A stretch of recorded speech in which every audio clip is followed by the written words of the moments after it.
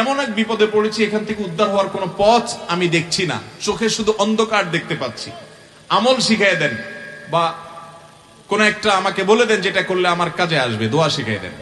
তখন স্যার রাহমাহুল্লাহ তাকে বলেছেন, আপনি ভোর রাতে উঠে, শীত হোক আর গরম হোক, আল্লাহ তাআলা বলেছেন ওয়াল্লাযীনা ইয়াবিতুনা লিরাব্বিহিম সুজদান ওয়া কিয়ামা, যারা আল্লাহ রাব্বুল আলামিনকে সন্তুষ্ট করবার জন্য রাতের বেলায় দাঁড়িয়ে আল্লাহর ইবাদত করে, নামাজ পড়ে এবং সিজদা দেয়, অর্থাৎ তাহাজ্জুদের নামাজ পড়ে। ভাইরা আমার, আল্লাহর জমিনে 5 ওয়াক্ত নামাজের পর সবচেয়ে শ্রেষ্ঠ, সবচেয়ে মর্যাদাপূর্ণ নফল নামাজ হলো, সুন্নাত নামাজ হলো, মর্যাদাপূর্ণ কোন নামাজ ফরজ ওয়াজিবের পরে আর হতে পারে?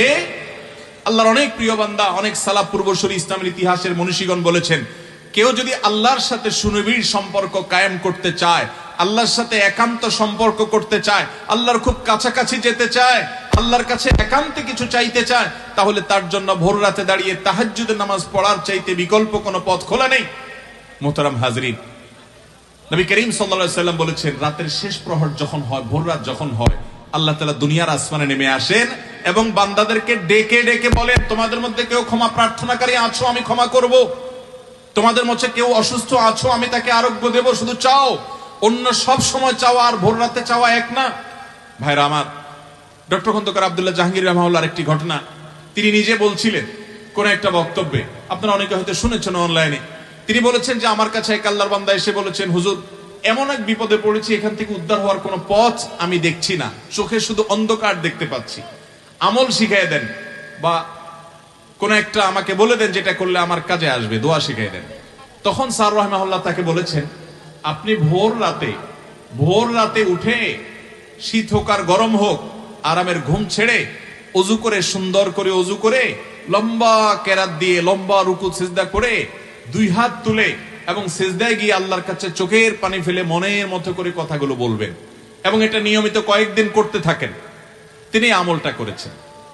স্যার রাহমাহুল্লাহ বলেছেন, কয়েকদিন পরে লোকটা আমার কাছে আসলো, এসে বলছে যে ভাই, আমার নিজের কাছেই অবিশ্বাস্য মনে হচ্ছে যে আল্লাহ তাআলা আমাকে এইভাবে উদ্ধার করবেন, আমি কল্পনাও করি নাই, আমার সমস্যাটার সমাধান হয়ে গেছে।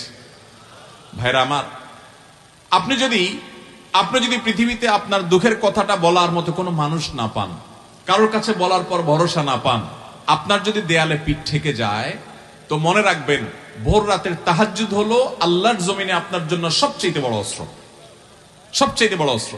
কোরআনে কারিমে আল্লাহ তাআলা এই নফল নামাজের নির্দেশ আমাদের নবীজিকে দিয়েছেন, ওয়ামিনাল লাইলি ফাতাহাজ্জাদ বিহি নাফিলাতাল লাক, রাতের কিছু অংশ নফল হিসাবে তুমি পড়ো।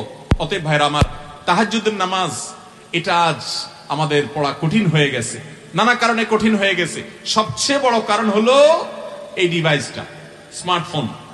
এটা আমাদের পরিবারগুলোকে খান করে দিচ্ছে। এটার অনিয়ন্ত্রিত ব্যবহার যুবকদেরকে শেষ করে দিচ্ছে। এটার নিয়ন্ত্রণহীন ব্যবহার বহু যুবকের ছাত্র জীবন শেষ করে দিচ্ছে, বহু ঘর ভেঙে দিচ্ছে, বহু সংসার তছনছ করে দিচ্ছে, বহু সন্তানকে বাবা মা থেকে দূরে সরিয়ে দিচ্ছে, বহু স্ত্রীকে স্বামী থেকে দূরে সরিয়ে দিচ্ছে। এই মোবাইল ফোন আমাদের অবসর সময়গুলো নিয়ে গেছে। এটার ব্যস্ততা আমাদেরকে এত বেশি গ্রাস করে ফেলেছে যে রাতে আমরা শুইতে 12টা 1টা 2টা বাজায় দেই। সকালে ডিউটি আছে, তারপর আমরা দেরি করে শুই। অথচ নবী করিম সাল্লাল্লাহু আলাইহি ওয়াসাল্লাম এশার পরে আর কোনো কাজ করা, কথাবার্তা, আলাপ সালাপ পছন্দ করতেন না। তিনি রাতে এশার আগে সব সেরে ফেলতেন, এশার পরে দ্রুত শুয়ে পড়তেন। এখন বিজ্ঞানীরা বলে, এশার পরে যদি তাড়াতাড়ি শুয়ে পড়ে, অর্থাৎ রাতে যদি প্রথম অংশে মানুষ শোয়, তাহলে সেটা মানুষের বডিতে ইমিউন সিস্টেমকে স্ট্রং করে, মানুষের রোগ প্রতিরোধ ক্ষমতাকে বৃদ্ধি করে। আমার নবী সাল্লাল্লাহু আলাইহি ওয়াসাল্লাম সেই 1450 বছর আগেই বলে গিয়েছেন যে রাতের প্রথম অংশে ঘুমাতে হবে। শয়তান আমাদেরকে ঘুমাইতে দেয় না, 12টা 1টা 2টা পর্যন্ত মোবাইল টিপাটিপি করি। তাহাজ্জুদ তো দূরের কথা, ফজর পড়াই কঠিন হয়ে যায়। ভাইরা আমার, একটা মোবাইল যদি নিয়ন্ত্রণ করতে না পারেন, ফেসবুক, ইউটিউব, টিকটকের মতো অ্যাপস গুলো যদি কন্ট্রোল করতে না পারেন, আল্লাহর কাছে জান্নাত দাবি করবেন কোন আশা? অতএব চেষ্টা করবো তো ইনশাআল্লাহ। এশার পরে আর কোনো মোবাইল টিপাটিপি না ভাই, কোনো আলাপ সালাপ নাই। দ্রুততার সাথে যত তাড়াতাড়ি সম্ভব বিছানা চলে যাবেন। শীতের রাতে যদি আপনি তাড়াতাড়ি শুয়ে পড়েন, 9টা বা 10টার ভিতরে যদি আপনি ঘুমায় যেতে পারেন এবং ঘুমের আগে যদি অহেতুক মোবাইল টিপাটিপি না করেন, তাহলে শুইলেই ঘুম আসবে। দেখবেন ভোর রাতে এমনি ঘুম ভেঙে যাবে এবং তাহাজ্জুদ পড়া সহজ হবে। বিশেষ করে রমজান মাসে সাহারি খেতে সবাই উঠেন কি উঠেন না?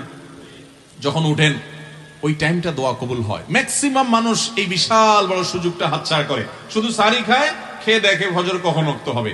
আরে ভাই, ঘড়ির দিকে না তাকায়া সাহারি খাওয়া শেষ হয়েছে 20 মিনিট 30 মিনিট যদি থাকে, তো ওই টাইমে 2 রাকাত নামাজ পড়ে একটু আল্লাহর কাছে হাত তোলেন, কারণ এটা দোয়া কবুলের সময়। চেষ্টা করবো তো ইনশাআল্লাহ। রহমানের বান্দাদের 3 নম্বর বৈশিষ্ট্য হলো তারা তাহাজ্জুদের নামাজ পড়ে, ভোর রাতে উঠে। ভাই, তাহাজ্জুদের নামাজ সারা বছর পড়তে পারেন না, সকালে ডিউটি থাকে, রাতে আসতে আসতে দেরি হয়ে যায়, ভালো কথা। অন্তত বন্ধের দিনগুলোতে পরিকল্পনা করেন যে আমি তাহাজ্জুদ পড়বো। রমজানে পরিকল্পনা করেন, যে সুযোগ আছে সেই সুযোগটাকে কাজে লাগান। চেষ্টা করবেন তো ইনশাআল্লাহ। শীতের মৌসুমে একটু চেষ্টা করেন, মাঝে মধ্যে 2-4 রাকাত তাহাজ্জুদ পড়েন। আল্লাহ আমাকে আপনাকে আমাদের আমলের তৌফিক দান করুন।